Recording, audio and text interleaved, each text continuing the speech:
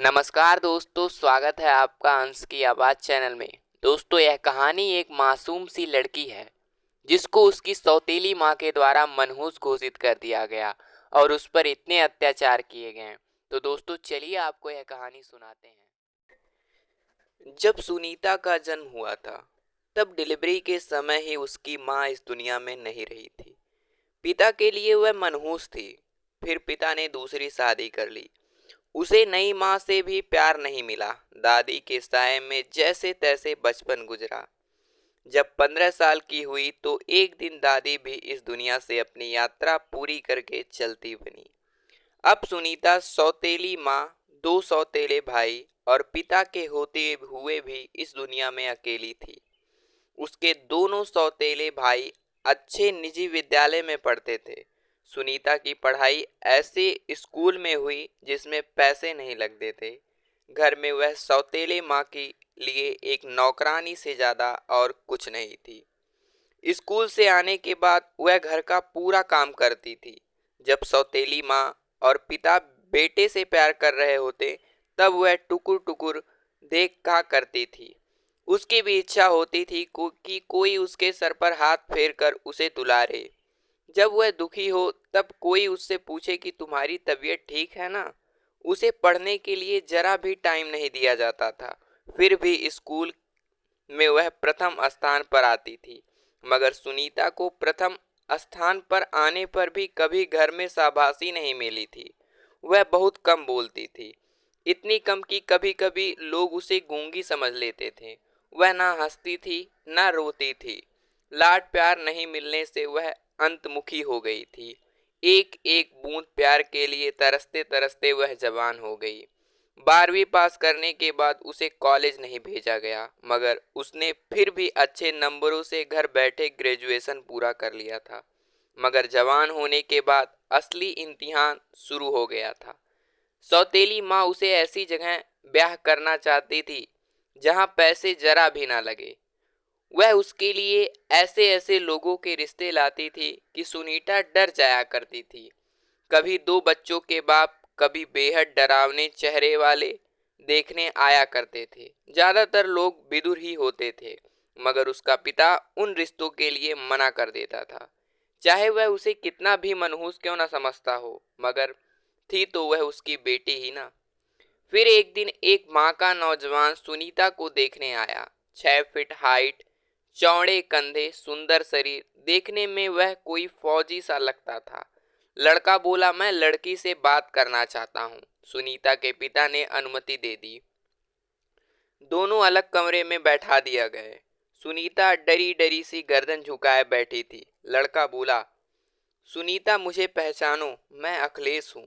अखिलेश का नाम सुना तो सुनीता ने चेहरा उठाकर देखा।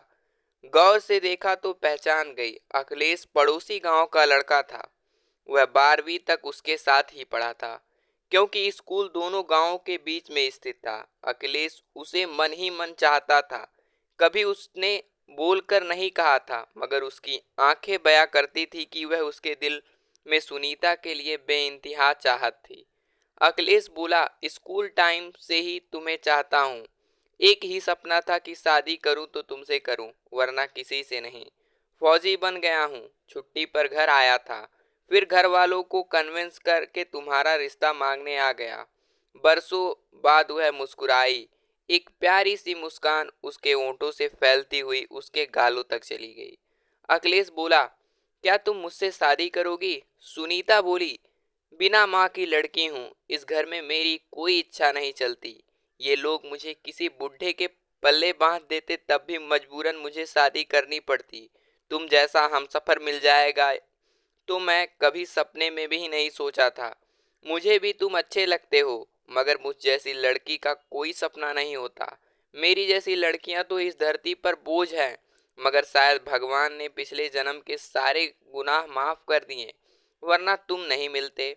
अखिलेश बोला, आज मैं दुनिया का सबसे खुशनसीब इंसान हूँ, क्योंकि आज मुझे वो मिल गई जिसे मैं सोते जागते याद किया करता था।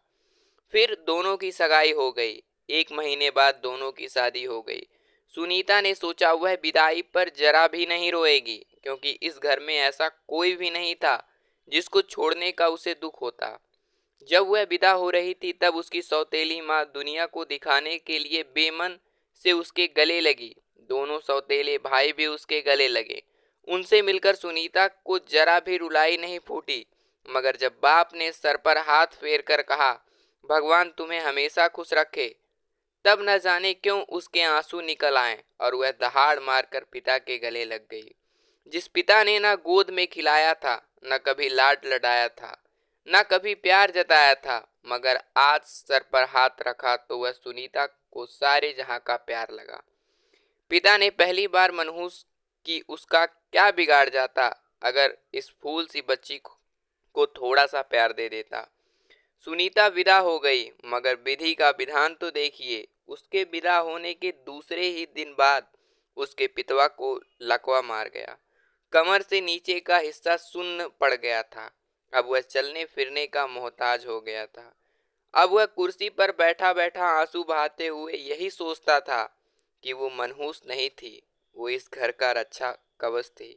उसके विदा होते ही मुसीबत आ गई। तो दोस्तों, यह कहानी से आपको क्या शिक्षा मिलती है कमेंट बॉक्स में ज़रूर बताइएगा। अगर आपको कहानी अच्छी लगी तो वीडियो को लाइक करके चैनल को ज़रूर सब्सक्राइब कीजिएगा। फिर मिलेंगे नए वीडियो में, तब तक के लिए धन्यवाद।